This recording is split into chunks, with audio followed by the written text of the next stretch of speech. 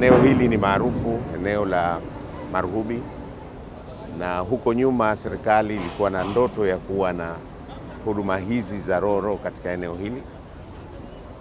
Ni za muda mrefu, nadhani tulikuwa na mradi uliingizwa katika miradi ya Afrika Mashariki, ya Jumuiya ya Afrika Mashariki, lakini sasa serikali ya awamu ya 8 inayoongozwa na Dr. Hussein Ali Mwinyi imefanya sasa ndoto hizo kutimia, na lazima tumpongeze Mheshimiwa Rais kwa hatua hii tuliyofikia. Leo hapa tumekuja kwa ajili ya kufanya majaribio ya kuingiza meli hizi mbili, kwa maana ya Sealing 2 na Comoro 2 ambazo zimebeba mizigo kwa maana ya Roro.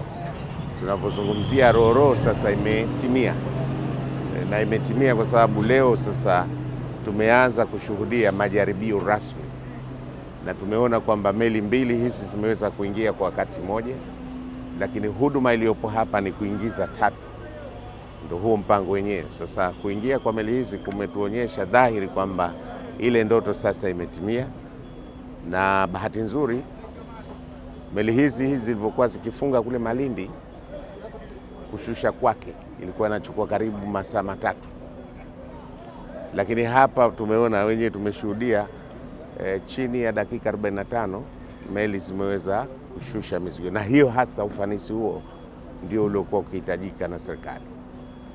Na kwa nini tumeweza kushusha hapa kwa muda huo wa dakika 45? Sababu kule kuna msongamano mkubwa. Nafasi iliyoko Malindi ni ndogo, lakini msongamano wa meli za mizigo, lakini pia na abiria. Sasa Mheshimiwa Rais, baada ya kuona kwamba kule Malindi kuna msongamano mkubwa, kulifanyika maamuzi mazito na ya haraka sana. Moja ni kushirikiana na kampuni hii ya ZF Devco kuweza sasa kuzileta hizi Roro facilities hapa Marhubi, lakini pia na kuanza ujenzi wa bandari ya mizigo kule Mangapwani.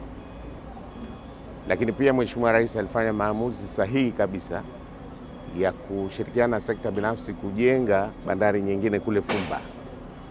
Sasa facilities zote hizi zikioperate namna hii, Malindi itapumua, msongamano utaondoka, na ile azma sasa ya kuifanya Malindi kuwa ni bandari ya utalii itatimia.